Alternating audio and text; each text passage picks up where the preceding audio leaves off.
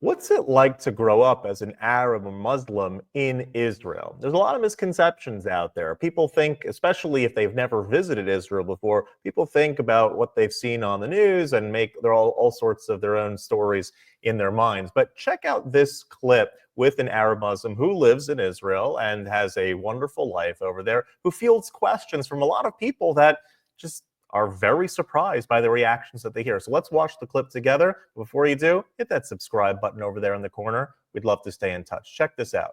I don't understand. So you're Muslim? I am, yeah. But you live in Israel? I do, yeah. Are you Zionist? I am, yeah. I am an Arab Muslim who lives in Israel. Ask me anything. Hi guys. Assalamu alaikum. How you doing? So, you Arab, right? I am Arab, yes. I'm Arabic. Where are you from though? I'm from Israel. I grew up there. My family was born there. What was it like for you living in an open-air prison? I didn't live in an open-air prison. From my perspective, I never faced any sort of prejudice from Israelis in general.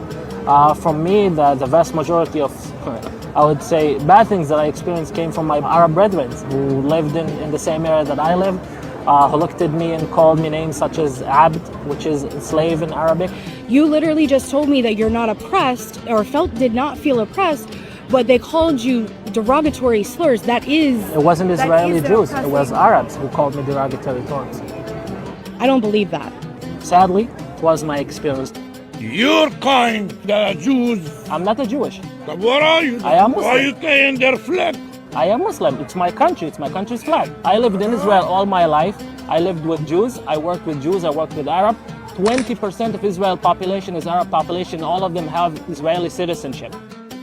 I want to know what your perspective about, especially the claims about apartheid in Israel. People say that you guys are mistreated. For me, it's wrong because the facts on the ground speak otherwise. For example, if I worked in the Israeli parliament. I worked in an Israeli news organization that is called Haaretz. And most of the people I work with were Arab Israelis, and that would never happen in an apartheid state. Right. I graduated from Israeli University. Yeah, there's a good amount of Palestinians, right? But you had, you had also Arab Israelis who identify as Palestinians. Also had Palestinians who come from the West Bank who studied at my university. I see. Oh, that's beautiful. To anyone that doesn't support the state of Israel and its fight against terrorism, what is one biggest misconception that you wish people would understand about your society, about your people, about your government? I want the Palestinians to have a better life. I really do. We are not fighting the Palestinians. We're fighting Hamas and the Islamic Jihad, who are backed by the Iranian regime, who obviously don't care about Israel or about the Palestinians who live in Israel. For example, the last barrage attack, the missile that they launched in Israel killed only one person. He was a Palestinian from Gaza, who was in West Bank. Yeah, we agree on this. We don't want Hamas. We and the Palestinians, we need to have a conversation. We need to have a genuine conversation, sit on a table like we and you doing right now, and be able to look in each other in the eyes and say, okay, neither the Palestinians are going anywhere, and neither the Jews are going anywhere. I hope that there will be peace one day. Hopefully. I think we're already on the way. You're a great person.